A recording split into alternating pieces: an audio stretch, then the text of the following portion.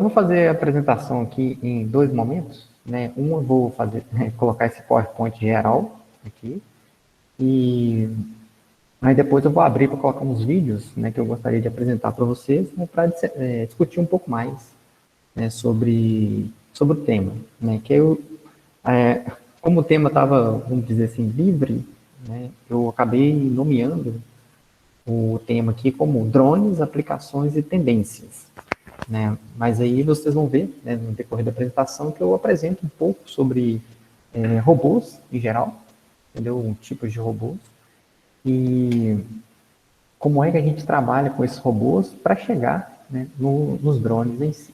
Então, como o Ricardo já deve ter me apresentado, né, meu nome é Alexandre Santos Brandão, sou professor do Departamento de Engenharia Elétrica da UFV e atuo como professor no programa de pós-graduação, né, da ciência da computação, né? Logo, né, quem tiver interesse ao final dessa apresentação, sinta-se à vontade, né, de conhecer um pouco mais os trabalhos que a gente vem desenvolvendo no núcleo de especialização em robótica, que é o laboratório que eu coordeno, né, o NERO. Então, dando início, né, o conteúdo dessa apresentação, então, vai ser a apresentação do NERO, que é o núcleo de especialização em robótica. Se não me engano, vai ter uma outra palestra na área de seminários com a Sabrina, que aí eu vou poder discutir um pouco mais sobre os trabalhos que vem sendo desenvolvidos no NERO. Mas aqui eu vou só contextualizar em termos dos membros, dos projetos, para inserir o conceito, né, da robótica móvel, depois especificar nos drones e chegar, né, no tema dessa palestra, que seria as aplicações e as tendências. Então, dando início, né, o NERO, que é o Núcleo de Especialização em Robótica, ele foi criado em 2010, no ano que eu entrei para trabalhar na UFV, com o objetivo de formação de recursos humanos na área de controle, automação eletrônica e informática. A parte de mecânica acaba porque eu dou disciplinas para alunos da mecânica, mas são poucos os alunos de mecânica que a gente consegue absorver no laboratório para desenvolver a parte mecânica dos robôs. A parte eletrônica de controle, a gente já tem desenvolvido isso há mais tempo, e agora, né, com a minha entrada no programa de informática, a gente está trabalhando mais essa área de inteligência, a área mais computacional dentro da robótica. Então, como vocês podem ver, né, a robótica nada mais é do que a junção dessas quatro áreas. E o objetivo é formar profissionais, né, dentro do NERO que sejam capacitados a entender todas essas áreas e, se for o caso, se especializar em uma delas. Daí, quem quiser mais informações, né, nesse momento aí, pode só anotar o site da UFV, né, que é robótica.ufv.br, e no YouTube, né, que é Robótica UFV. Aí lá vocês vão encontrar a maioria dos projetos que estão em andamento e em desenvolvimento no NERO.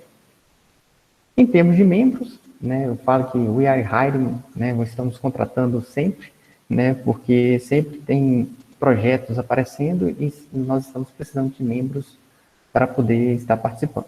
Então, como membro, ou membros, né, no plural, o grupo é formado por 4 estudantes de doutorado, 4 de mestrados, 8 de graduação, e os projetos que a gente vem desenvolvendo, né, na área da robótica é o futebol de robôs, através da equipe BDP, né, um projeto de navegação autônoma de robôs móveis terrestres e aéreos, que aí é onde entra a parte da inteligência que eu vou explicar, eu vou apresentar na sequência. A parte de transporte de cargas usando drones, mas também a gente já tem alguns projetos com robôs terrestres. E, por fim, né, um projeto do laboratório é a interação humano-robô, que também a gente vai ver que esse robô pode ser um robô aéreo e a gente tem que trabalhar com a parte de cognição. Então, que seria como o robô poderia aprender e agir com esse aprendizado. Que eu acho que esse seria mais aí o tópico dessa disciplina em si, que seria a parte de aprendizado de máquina. Então, avançando um pouco mais, né, as pesquisas de robótica, né, desenvolvidas no NERO, ela tem parceria, né, com essas universidades, né, que seria a UFES, que foi onde eu fiz o meu mestrado e doutorado, né, então tenho parceria até hoje com o meu orientador, né, e com outros professores da universidade de lá. A Universidade Federal da Paraíba, eu estou começando agora uma parceria com um professor de lá, né, da Federal de Paraíba, que foi a pessoa que me indicou né, para o lugar que eu estou hoje, né, não sei se o Ricardo chegou a falar para vocês, mas atualmente eu estou trabalhando na Universidade Técnica Tcheca, aqui em Praga, né, então a parceria então é entre a Universidade Tcheca e a Universidade Federal da Paraíba. Já tive alunos que foram para a Unimor, né, que é na Itália, desenvolver alguns projetos lá também, e eu já tive a oportunidade também de estar na Universidade Tecnológica de Compiègne, na França, desenvolvendo projetos na área de robótica aérea.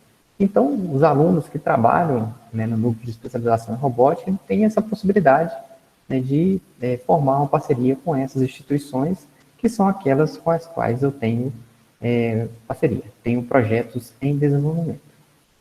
Então, prosseguindo agora para a parte mais técnica, né, da apresentação, a primeira coisa que a gente tem que separar quando a gente tem um conceito, quando a gente fala de robótica, né, ou seriam os conceitos fundamentais da robótica, é ter claro a seguinte separação do que é a parte da robótica industrial e o que é a parte da robótica móvel. Aí deve ter na tela de vocês aí uma linha fininha vermelha, né, separando o que está à esquerda e o que está à direita, onde o que está à esquerda são os manipuladores robóticos. E o que está à direita, né, seriam os nossos robôs móveis, com diferentes configurações.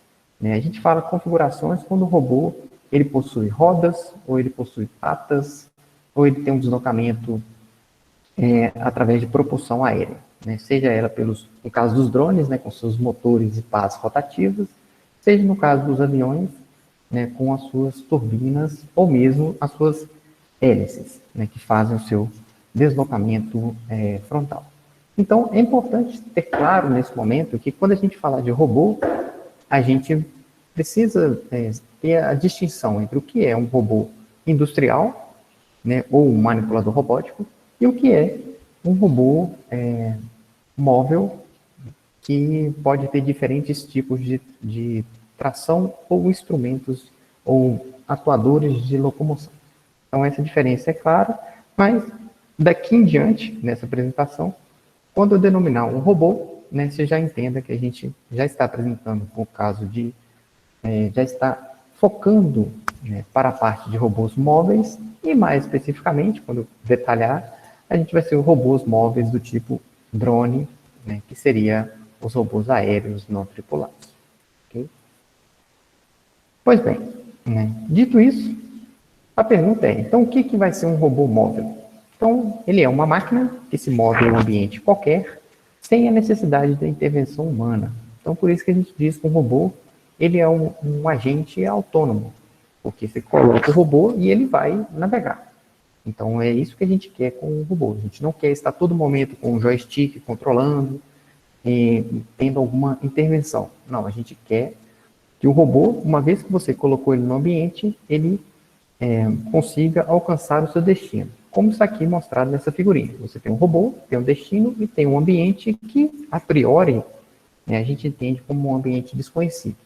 Daí, dependendo da aplicação, a gente pode falar, não, esse ambiente ele é conhecido, ele é parcialmente conhecido, como eu vou mostrar para vocês na sequência. Então, o robô, né, ele é dotado de sensores e atuadores para interagir com o seu espaço de trabalho. Né? Os seus sensores, para ele poder saber onde ele está, por exemplo, a que distância eu estou de uma parede, ou qual é o tipo de terreno no qual eu estou prestes a navegar, e os seus atuadores, né, é o que vai proporcionar o seu deslocamento, ou seja, aquilo que vai permitir que o robô saia da sua posição de origem e alcance a sua posição de destino. Então, isso seria o nosso robô móvel. Né? A diferença do manipulador robótico é porque o robô móvel ele é capaz de se deslocar de um lugar para o outro, né, fisicamente, sair de uma posição cartesiana qualquer e alcançar outra. Enquanto o manipulador robótico, ele, uma vez instalado, ele só vai ter o seu espaço de trabalho, né, onde ele consegue alcançar com a sua ferramenta, que a gente denomina de efetuador. Okay? Daí, né, avançando um pouco mais, a gente precisa entender, né, antes de propor qualquer estratégia que tenha aprendizado de máquinas, saber qual que é a forma com a qual o robô raciocina, ou como nós treinamos o robô, ou como nós informamos sobre o funcionamento desse robô. Então, quanto ao seu raciocínio, ele pode ser do tipo deliberativo ou reativo. Ou ainda, vou colocar mais uma opção, uma estratégia híbrida, que seria a combinação tanto da parte deliberativa como da reativa.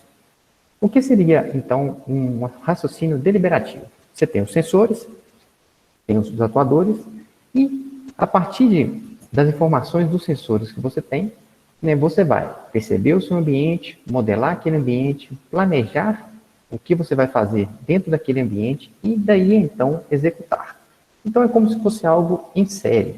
Uma vez que você tem informação sensorial, você faz tudo isso para fazer a sua atuação. Então, isso é o que a gente denomina de um raciocínio deliberativo. Por outro lado, nós temos um raciocínio reativo, que ele seria como um reflexo. Nosso reflexo no seguinte sentido.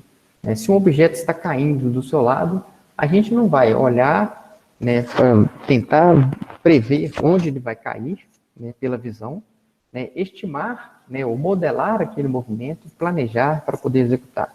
O que a gente faz é algo mais ou menos instintivo, vamos colocar assim, e por reflexo, que seria fazer todas essas ações de uma forma paralela. Então, quando a gente faz isso, a gente acaba denominando que esse tipo de raciocínio ele vai ser reativo. Por quê? Várias ações paralelas executando ao mesmo tempo e a gente acaba definindo dentre a melhor opção, qual vai ser aquela adotada para cumprir a tarefa ou para poder atuar no nosso sistema. Então, é importante ter essa distinção desse tipo de raciocínio em mente, porque, vamos supor, eu quero navegar com o meu robô em um ambiente desconhecido. Qual vai ser a melhor estratégia a ser usada? Então, se o ambiente é desconhecido, a gente não consegue modelá-lo plenamente. Ou se eu tiver que modelar esse meu ambiente, eu vou gastar muito tempo e vai acabar inviabilizando a minha tarefa. Então, neste caso, talvez seja mais simples utilizar uma estratégia do tipo reativa, ou mesmo uma estratégia híbrida. Então, isso são coisas que a gente tem que saber, ter a clareza dessa definição sobre a forma de raciocínio, para poder estar aplicando uma técnica de aprendizado de máquinas no futuro.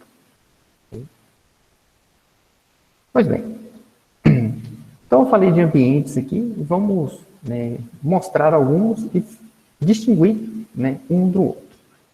Quando a gente fala de ambiente de navegação, na teoria, ou na literatura, a gente distingue como um ambiente de navegação ele pode ser estruturado quando eu tenho um pleno conhecimento da posição de todas as coisas nesse meu ambiente. Ele pode ser semi-estruturado, quando algumas coisas estão fixas e outras coisas estão se deslocando nesse ambiente, ou ele pode ser completamente não estruturado. Eu não sei como as coisas irão ocorrer nesse ambiente. Eu não posso ter essa predição desse meu ambiente, da movimentação dos objetos nesse ambiente. Então, isso classificaria um ambiente como não estruturado. Então, quando a gente define o grau de desordem de um ambiente, a gente pode classificar este ambiente em cada uma dessas classificações que eu disse. Não estruturado, semi-estruturado e estruturado. Então, o primeiro exemplo que está aqui, vou passar meu mouse aqui, nesse primeiro exemplo, espero que vocês estejam vendo, senão eu vou colocar um ponteiro laser aqui. Então, esse primeiro aqui, ele é uma célula de produção com um robô móvel, um robô manipulador. Então, tudo que está aqui, a gente já sabe a posição dele. Então, a única coisa que se move são as caixas entrando aqui nesse processo de paletização, e o deslocamento do motor, que a gente sabe que ele está nessa posição e sabe o alcance que ele vai ter com o seu braço durante a sua movimentação. Então, isso é um ambiente que a gente caracteriza como estruturado. Por outro lado, se a gente tem aqui um escritório, a gente sabe que essas mesas são fixas e as cadeiras podem se mover. Então, como algo é fixo e algo se move, então a gente pode classificar isso como um ambiente semi-estruturado. No caso aqui de uma plantação, a gente sabe que o único agente que está movendo aqui seria o robô. Então, a gente pode classificar esse ambiente também como um ambiente estruturado. Aqui temos uma outra plantação, então as fileiras estão bem definidas, então a gente pode também considerar esse ambiente como estruturado ou, quiçá, como semi-estruturado. Mas, ao contrário desse ambiente aqui, que é uma plantação, quando eu tenho uma floresta, eu não tenho bem definida onde cada árvore, né, nasceu, porque ela não foi plantada, ela simplesmente nasceu. Então, acaba que quando a gente analisa essas duas imagens, nós podemos concluir que a primeira, né, ou essa aqui de cima, seria um ambiente estruturado, enquanto essa aqui de baixo seria um ambiente não estruturado. E da mesma ideia de não estruturado, porque eu tenho vamos dizer assim, uma entropia elevada aqui, ou um grau de desordem elevado, isso pode acontecer também numa estação de metrô, onde eu não consigo prever o movimento das pessoas. Então, se eu não consigo prever o movimento das pessoas, eu posso assumir que esse ambiente ele é não controlado, por conseguinte, né, ou como consequência, nós vamos ter que esse nosso ambiente ele vai ser também um ambiente não estruturado. E aqui eu tenho outros dois ambientes, né, que seriam um hospital, um ambiente semi-estruturado, e aqui uma mina, né, terrestre, como um ambiente também do tipo semi-estruturado. Okay? Então, é importante saber qual tipo de ambiente a gente vai navegar para poder saber o tipo de estratégia ou o tipo de raciocínio que o robô irá ter para lidar melhor com esse ambiente. Então, passando aqui, quais seriam aqui os desafios da robótica móvel? Então, como desafio, nós temos a navegação, o reconhecimento, o aprendizado, cooperação e cognição. Dentre esses 5 desafios, esses que estão marcados em vermelho é o que a gente tem menos desenvolvido no laboratório. Mais uma vez, por falta de mão de obra, a gente não consegue explorar todas as linhas de pesquisa na área da robótica móvel. Então, o nosso foco está sendo a parte de navegação e a parte de cooperação. Apesar de que a gente já desenvolveu alguns projetos na área de reconhecimento, de aprendizado e também de cognição.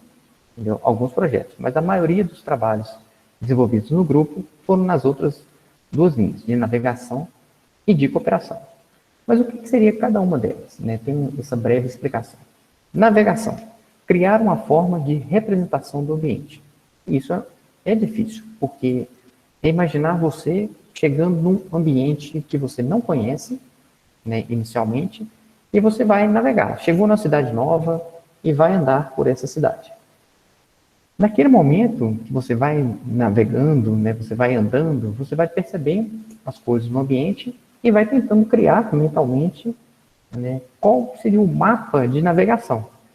Então, num determinado momento, você consegue ir até um determinado local e você voltaria à sua origem. Fazendo isso, você já criou um mapa capaz do ponto que você está atual, retornar ao ponto de origem. Isso é um desafio na parte de navegação. Porém, você ainda não tem a informação suficiente para criar um atalho para poder chegar nesse mesmo local, sendo que você já deu praticamente uma volta, vamos colocar assim como exemplo. Você já circulou praticamente tudo durante a navegação, mas você não completou. Então, você não consegue extrapolar. Então, isso acaba sendo um desafio na parte de navegação. Como representar aquele ambiente? Aí você vai para a parte do reconhecimento. O que seria um reconhecimento? Agora, você sem informação quase nenhuma do ambiente, você vem e coloca, você é colocado num determinado local. No momento que você está no local, você olha em volta e fala, tá, eu estou em tal local. Para a gente seria simples falar o seguinte, eu estou numa montanha ou estou numa praia. A gente consegue decidir isso claramente. Mas pensando na parte da robótica, seria dizer, robô, você agora vai navegar em um corredor. Você vai navegar em uma sala ampla. Ou você vai navegar em uma área aberta, sem qualquer informação, ou no ambiente externo.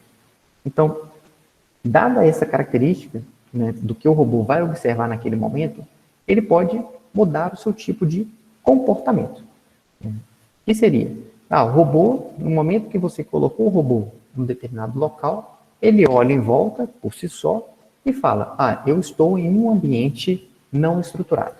Então, é melhor eu adotar uma estratégia do tipo reativo. Então, ele vai ter essa percepção, essa ideia. Por outro lado, você pode colocar para ele o seguinte, Ó, robô, você está andando agora dentro de um edifício. Esse edifício já tem um mapa dele. Então, no momento que você inserir o robô dentro de um edifício, que ele já tem aquele mapa, então ele vai falar, ó, pois bem, se eu já tenho o mapa, eu posso deliberar sobre as minhas ações, porque eu consigo planejar rotas dentro desse mapa que já me foi dado. Então, ele, no momento que você colocou o robô num determinado ambiente, ele fez uma busca e reconheceu onde ele estava. Quando ele reconheceu onde ele estava, ele conseguiu carregar o mapa. Uma vez que ele carregou o mapa dentro desse ambiente estruturado ou mesmo semi-estruturado, ele conseguiu navegar. Um outro desafio é a parte do aprendizado, que seria adaptar os sensores às condições do ambiente. Para quem tem qualquer smartphone, sabe o quão difícil é lidar com a iluminação externa.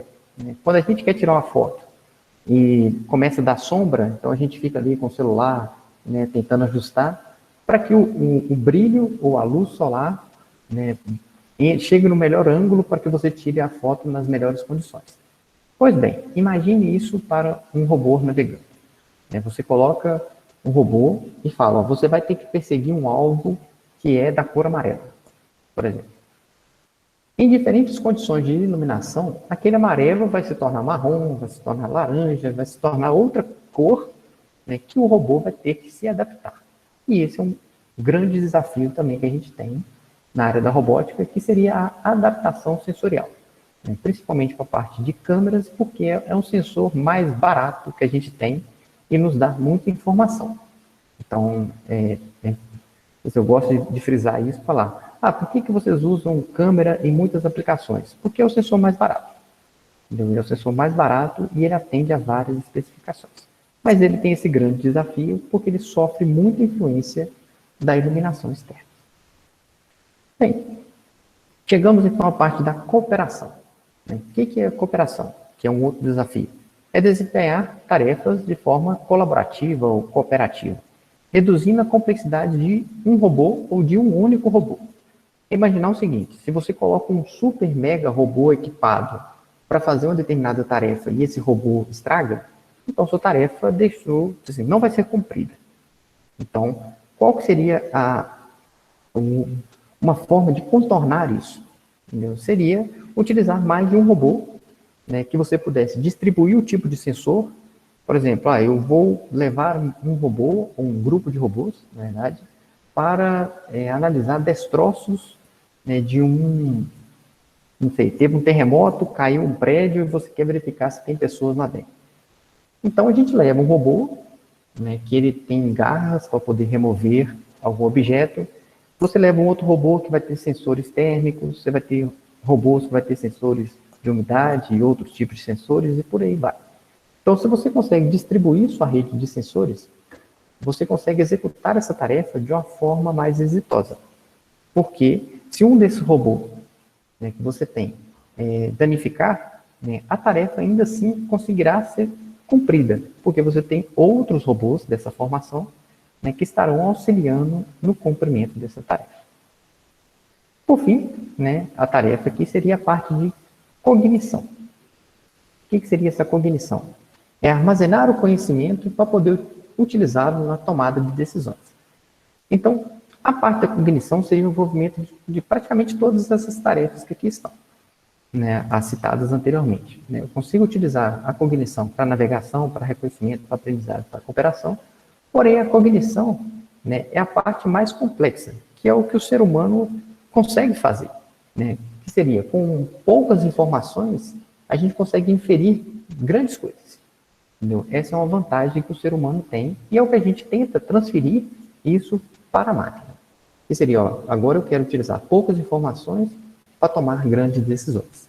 Né? Quando a gente acaba treinando, né, vamos dizer, eu quero treinar uma rede neural qualquer, eu lembro quando eu fazia isso na minha graduação, né, que eu treinei um robô para se movimentar com comandos de voz. Quando era só com a minha voz, era tranquilo, porque eu cheguei em casa, gravei não sei quantas vezes o mesmo padrão, de frente, atrás, direita, esquerda e para, e fui repetindo isso e depois eu treinei o meu sistema. Mas quando chegou uma segunda pessoa para utilizar o meu sistema, não funcionava, porque ele não estava adaptado para aquele sinal de voz. Então, às vezes, a parte da generalização, que seria ter mais informações, dificulta. Então, na parte da cognição, né, o que a gente tenta seria, ó, vou utilizar essas informações que eu tenho, entendeu? Eu consigo agregar outras informações, mas a partir dessas informações eu vou ter que tomar uma decisão, né? Então, esses são outros trabalhos que vêm sendo desenvolvidos e, né, estão relacionados também a esses temas que foram citados aqui, na parte de navegação, reconhecimento, aprendizado e cooperação. Então, avançando, né, um dos trabalhos que a gente desenvolveu, né, só destacar, né, que está aqui em vermelhinho, né, que a gente chegou a desenvolver, foi o trabalho de classificações de ambiente na UFV. Né, eu pedi ao meu aluno que ele, isso foi um trabalho de final de disciplina, e eu falei com eles, né, com o Kenaz e com o Vademir, o seguinte: você vai levar o robô móvel com um sensor laser em cima dele, vai navegar pelo departamento de química, pelo Labenge, pelo o Bernardão, e eu quero que você identifique o que é um corredor estreito, um corredor largo ou uma área aberta, para que o robô seja capaz de navegar. Porque a gente utiliza a seguinte estratégia, pensando no ser humano, né? Quando um corredor é estreito, nossa tendência é andar no centro desse corredor, para não chocar com a parede. Por outro lado, se a gente tem um corredor um pouco mais largo, né, a nossa ideia é ficar próximo a uma das paredes para permitir a passagem da outra pessoa, né, sem que a gente tenha que parar toda vez. E quando a gente está num ambiente amplo, né, vamos dizer assim, sem qualquer restrição, aí o movimento é livre. Então, o trabalho dele foi realmente colocar o robô e, através do sensor laser, identificar esses tipos de ambiente. Aí, neste caso, o que ele fez foi, pegou o robô, navegou com o robô em vários ambientes da universidade, tomou isso como informações na sua base de dados, treinou um sistema, né, vamos dizer, um sistema especialista, né, capaz de aprender essas condições do ambiente, e depois ele levou o mesmo robô para outros edifícios. Se não me engano, foi no CCE e no departamento de Química que ele validou, né, o que ele já havia testado como informações no Bernardão e no Labenge, e no departamento de Engenharia Elétrica também. Então, feito isso, ele conseguiu verificar, né, essa aqui são algumas transições, então isso aqui são erros que aparecem durante a navegação do robô, porque ele detecta, por exemplo, portas, e ele fala, nesse momento eu estou no corredor, estou no espaço aberto, porque a área da porta fica grande, então o robô entende que ele está no espaço livre. Só que o que foi feito aqui seria, tá bom, mas eu preciso de algumas confirmações, não só o momento presente, mas o momento presente e alguns momentos do passado, para saber se realmente houve uma transição entre você estar num corredor estreito e você estar num corredor largo ou mesmo num espaço aberto. Então, com isso, né, a gente foram feitos, né, alguns testes e também aprendendo com a navegação do robô e chegamos nesse resultado aqui, que se ele consegue perceber, né, com informações passadas, né, onde ele já navegou, ele consegue filtrar. E aí sim, né, a gente conseguiria eliminar essas aberturas de porta para que o robô não oscile e ele navegue de forma suave, né, considerando que tudo aquilo ali é um corredor estreito. Aí alguns podem dizer, tá, mas ele usou o sensor laser, né, de varredura. Ele poderia ter usado câmeras? Poderia. E a gente treinaria essa mesma estratégia, porém utilizando informações visuais. Então, esse foi reconhecimento de ambiente para que o robô pudesse, em função da característica do ambiente, adotar a sua estratégia de navegação. A parte de cooperação, né? Na parte de cooperação do robô, então, o que a gente está fazendo é, um robô não é capaz de segurar essa barra que está aqui, né? Então, a proposta desse trabalho foi, utilizando mais de um robô, né, nós devemos ser capazes de carregar de forma suspensa, né, que tem um cabo conectando, um cabo flexível, essa barra. E aí, fazer o movimento, né? Então, essa barra está dando voltas aqui em torno desses 4 pilares, né, mostrando que a cooperação de robôs é capaz de navegar, né, e orientar essa carga, que a gente vai ver na sequência que são alguns desafios que a gente tem na parte da robótica. Aqui, né, no mesmo laboratório, com uma vista diferente, né, a tarefa é, eu tenho algumas cargas e eu tenho vários robôs, né, no caso aqui 2, né, tem outros robôs móveis lá, mas para esse trabalho foram utilizados 2 robôs. E o objetivo é, esse robô vai tocar essa caixa e levar para esse círculo branco que está apresentado aqui. Então, eles decidem entre eles, né, eles têm uma estratégia para, de forma otimizada, saber qual robô vai encontrar qual caixa primeiro e levar na posição de destino. Uma vez que esse robô já foi endereçado para essa caixa, um segundo robô vai ser endereçado para uma das outras 2 caixas e aí sim planeja-se a rota que ele vai seguir até chegar ao seu destino.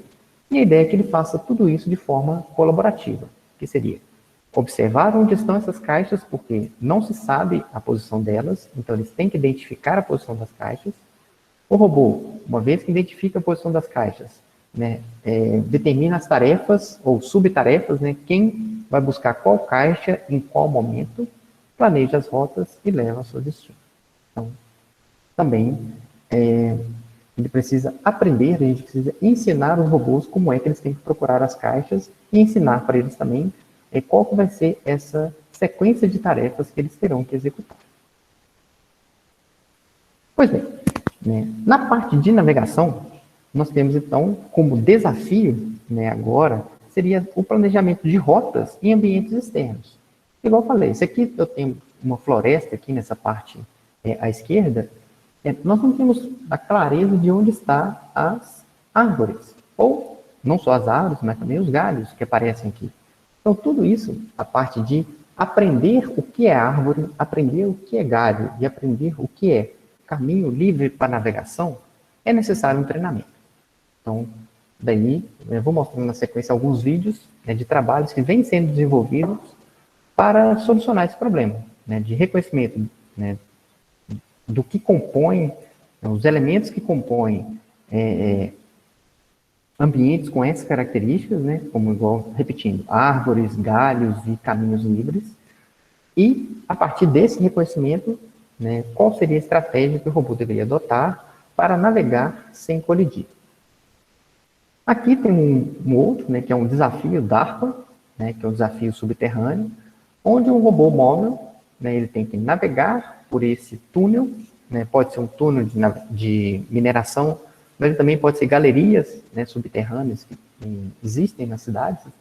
Então, o robô vai navegando e, enquanto ele mapeia esse ambiente, ele consegue navegar nesse ambiente que ele acabou de mapear. E, a partir daí, tomar as decisões. Se ele acelera, se ele vai devagar, se ele vira para a direita, vira para a esquerda, sobe ou desce.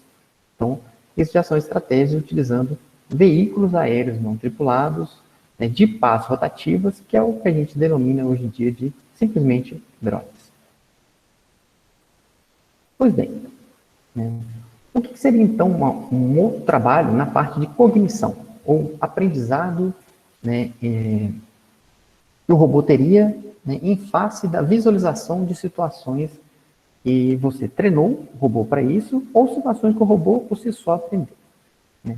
Um dos trabalhos que estão sendo desenvolvidos, né, aqui na Europa seria os trabalhos na área de colaboração ou cooperação humano-robô.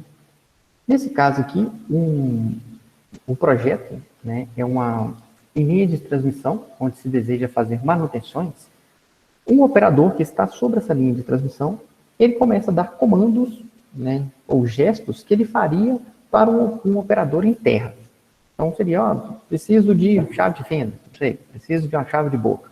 Então ele faz esse gesto, né, e a ideia é que o robô, né, que está monitorando esse operador, ele consiga visualizar esse gesto, interpretar esse gesto e mandar a informação para que outro robô, né, ou o mesmo robô, traga essa informação. Então aqui nós temos um robô visualizando o operador humano, esse outro aqui está com um zoom, né, com a sua ferramenta, de tal forma que a ideia foi, esse robô visualizou a ação do operador, e uma vez que ele reconheceu o tipo de operação, ele enviou essa informação de forma colaborativa para outro robô, para que ele trouxesse a ferramenta ao operador humano. Então, ele aprendeu, né, aquele gesto, né, e aquele gesto seria um pedido para trazer um tipo de ferramenta. Falando então um pouco agora dos drones comerciais, né, que a gente tem, então aqui eu citei alguns, né, até chegar nesse aqui, né, que seria um drone capaz de transportar uma pessoa, para falar mais ou menos a faixa de preço. Né? Nós podemos encontrar drones hoje em dia que vai da faixa aí dos seus R$ 2.500 até esse drone que está aqui, que ele se aproxima de 1 milhão. Afinal, ele é capaz de transportar uma pessoa. Então, temos aqui alguns exemplos de empresas, né, que fabricam drones. Né? Muitos dos laboratórios fazem os seus próprios drones. O laboratório que eu estou aqui, né, eles fabricam os seus próprios drones. O laboratório no Brasil, a gente compra os drones, porque por facilidade de trabalhar com as estratégias de controle e desenvolver propostas, né, de controladores com algo que já está pronto. Porque, como eu disse lá no início, quando eu falei das áreas que envolvem a robótica, né, construir um drone envolveria um envolvimento, ficou estranho, mas ele seria necessário o envolvimento, né, de pessoal da mecânica, da elétrica e da computação para que fosse possível ter um protótipo próprio. Né? Então, até chegar no estado de ter um equipamento próprio, por conveniência, a gente compra um drone e o que a gente faz vamos estudar como esse drone funciona.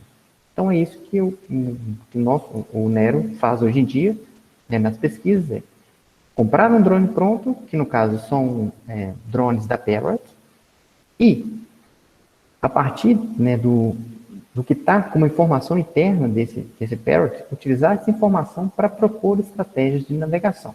Né? Seja ela utilizando imagens, seja utilizando as próprias informações do drone, e aí conseguir, né, realizar as nossas pesquisas. Porque o desenvolvimento de drone, né, se a gente desenvolve um drone do zero, né, a gente praticamente estaria competindo com essas empresas e talvez não teriam um resultado para pesquisa tão bom quanto se a gente comprasse um produto que já é vendido, né, comercialmente, que já é comercializado.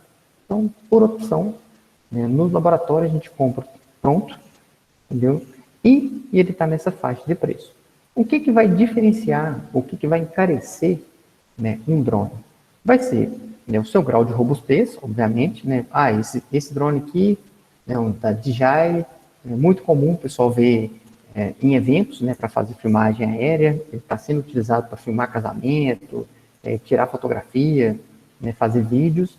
Então, ele é bastante utilizado, né, para essas questões. E ele tem esse valor aproximado de R$7.000. Né? Outros drones, como esse aqui, né, também tem o mesmo fim, para filmagem, porém, né, se houver uma rajada de vento, é mais fácil esse aqui se manter estável do que esse outro. Então, o que vai encarecer são o número de sensores e a robustez quanto a eventos externos que possam fazer com que esse drone venha a cair. Né? Então, em função do número de equipamentos, é o que vai encarecendo esse drone. Né? E, obviamente, pelo tamanho dele também. Porque quanto maior o drone, apesar de consumir mais energia, ele vai ser capaz de... ele vai sofrer menos influência do ambiente. Pois bem, então quais seriam então as tendências de drone? Não sei se vocês já chegaram a ver, ouviram falar da notícia de que órgãos estão sendo transportados, né, por drones de um hospital para o outro, porque ele é mais rápido do que os próprios helicópteros, né, e, obviamente, mais rápido do que as ambulâncias. Afinal, ele vai por cima. Algumas empresas, como a Amazon, né, já está aí trabalhando no processo de entregas utilizando drones. Né, e aqui eu coloquei só uma imagem ilustrativa de vai chegar um dia que a gente vai poder fazer nossas compras de supermercado e elas serem entregues, né, utilizando drones. Algumas outras tendências, né, que seria a utilização de drones para detecção, né, de focos de incêndio em florestas, porque chegou a equipe em terra até saber onde está o foco, envia um drone, ele faz um mapeamento aéreo faz o reconhecimento, que aí também entra no tópico do aprendizado de máquina. O que é chama, né, e o que é vegetação, faz essa distinção e aponta, né, onde que estão os focos de incêndio.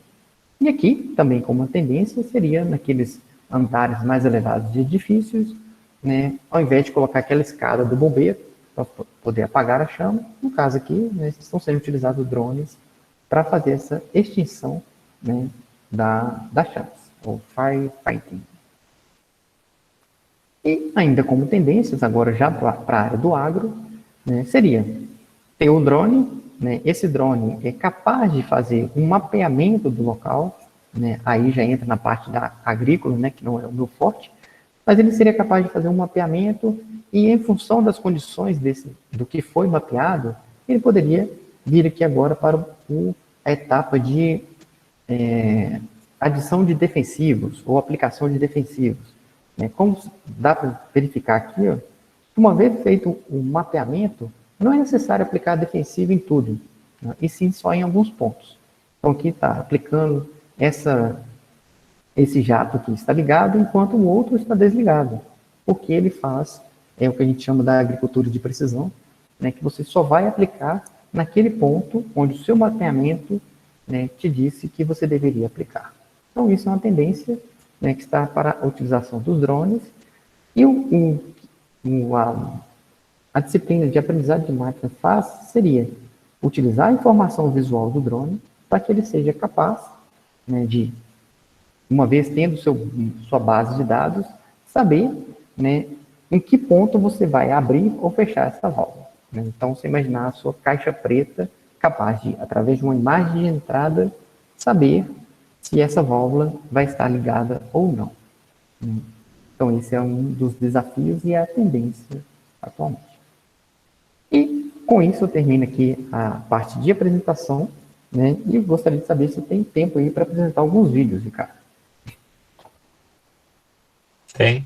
Pode apresentar. Então, beleza. Vou sair aqui da apresentação.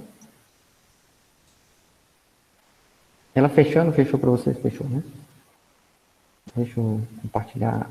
Deixa eu ver.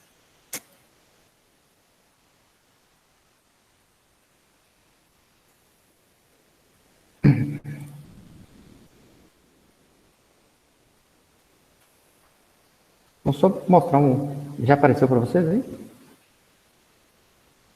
Sim, apareceu. Então tá. Só mostrar aqui então um pedacinho da tarefa de empurrar as caixinhas, né? Então tá o robô ali. Aqui tem um sensor laser. Ele está detectando aqui as caixas e fazendo uma separação. Aqui a separação é entre caixa grande e caixa pequena. Na parte de trás do vídeo aqui estava ele trabalhando em cooperação, né? Só mostrar os dois operando de forma conjunta, né? Um esperando aqui o outro para poder passar, fazer outra manobra. Então isso aqui já é só uma ilustração de um produto comercial, né? Onde temos aqui, né, aquilo que eu disse, né, sobre as minas ou mesmo ambiente de desastre. Então esse aqui é um produto, né, esse Hover Map. Tem um sensor laser, então, rotativo, né, montado sobre um drone. E a ideia é que, à medida que ele navegue, né, ele é capaz, né, utilizando esse sensor, de obter uma nuvem de pontos, né, sobre esse ambiente. Né, o objetivo principal, né, tanto ambientes internos, né, pequenos, né, vamos dizer assim, como o caso das galerias, né, e minas terrestres, como também ambientes externos, né, como foi mostrado ali, o caso de pontes, né, navegação aqui nas pontes, torres de transmissão, né, ou mesmo no caso das florestas. Vou avançando aqui, né, esse é um resultado, né, da navegação, como vocês podem ver aqui, é uma mina terrestre, né, e o sensor laser é capaz, né, de realizar esse mapeamento completo. E a ideia é fazer o quê? Uma vez que eu consiga mapear, então, mapeei, eu preciso identificar que isso, na lateral e no chão e no teto, são áreas de colisão, e somente essa parte central aqui, ó, é a parte onde eu consigo navegar. Então, esse é um grande desafio, né, que eu vejo na parte de aprendizagem de máquina. Saber, com essa informação, né, decidir se o drone deve subir, descer, né, ir para a direita ou ir para a esquerda. Então aqui tem, né, só alguns exemplos dos mapeamentos realizados com esse tipo de sensor e como a gente pode utilizar essa informação de nuvem de pontos, né, para poder tomar decisões, né, sobre a forma com a qual eu irei navegar. Então esse mesmo sensor ele pode ser utilizado nos carros autônomos, né, e não somente nos drones. Um exemplo similar, né, aquele apresentado, é o drone que navegando por essa estrada, né, e depois ele fazendo o seu mapeamento, né, então uma nuvem de pontos colorida, né, fazendo a distinção do que é área navegável e o que é área que as abas, né, são as atividades, né, ou as linhas de pesquisa do Nero, né, que tem a parte de visão computacional, a parte de inteligência artificial, né, infelizmente a fonte não saiu aqui, a navegação de robôs e a cooperação de robôs. Então, com isso, deixa eu voltar aqui para parar a minha apresentação. Com isso eu encerro aqui, tá, Ricardo? Espera aí.